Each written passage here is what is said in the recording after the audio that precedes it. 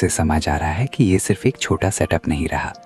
Bridge उसे detail में कुछ नहीं बताता, सिर्फ एक लाइन क्लियर करता है, वो इस सिस्टम से जितना दूर रहे उतना बेटर है। यहाँ से पर्सनल और प्रोफेशनल लाइफ के बीच गैप क्रिएट होना स्टार्ट हो जाता है। अब ब्रिज नेक्स्ट लेवल सोचता है, एक्सपेंशन। वो डायरेक्टली हर जगह ऑपरेट नहीं कर सकता, इसीलिए एक नया मॉडल इंट्रोड्यूस करता है, फ्रेंचाइज सिस्टम। फेज में गुल का रोल और स्ट्रॉन्ग हो जाता है। वो ब्रिज के सिस्टम को सिर्फ समझकर नहीं छोड़ती, उसे लोगों तक ले जाती है। High class parties, rich circles, गुल ओपनली लोगों को बताने लगती है कि ब्रिज का मटका सिस्टम कैसे काम करता है, कैसे रिटर्न्स मिलते हैं और कैसे ये दूसरे बेटिंग सिस्टम से अलग है। ये कंट्रोल शेयरिंग नहीं होता, ये एक्सपोजर होता है। और इसी वजह से एक बड़ा शिफ्ट आता है।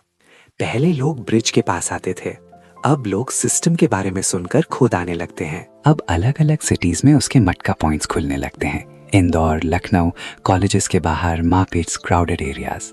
सिर्फ 2 साल में सिस्टम इतना स्प्रेड हो जाता है कि कैश फ्लो हैंडल करना भी चैलेंज बन जाता है।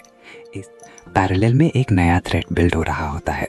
जर्नलिस्ट टीपी डोजूजा इस पूरे सिस्टम को क्लोजली ऑब्जर्व कर रहा होता है। उसे समझ आ रहा है कि ये सिर्फ गैम्बलिंग नहीं, एक ग्रोइंग नेटवर्क है जो लोगों को डीपली अफेक्ट कर रहा है। अब स्टोरी में मीडिया एंगल भी एंटर हो चुका है। जैसे जैसे ब्रिज का नेटवर्क बड़ा होता है, गवर्नमेंट का अटेंशन भी उस पर आता है।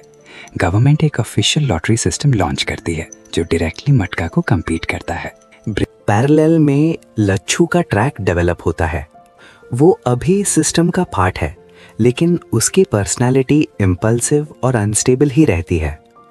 कॉलेज के बाहर एक सेटअप हैंडल करते वक्त उसकी मुलाकात वसुधा से होती है। ये इंटरैक्शन धीरे धीरे अट्रैक्शन में कन्वर्ट होता है और यहीं से उसके डिसीजंस इमोशनल डायरेक्शन लेने लगते हैं।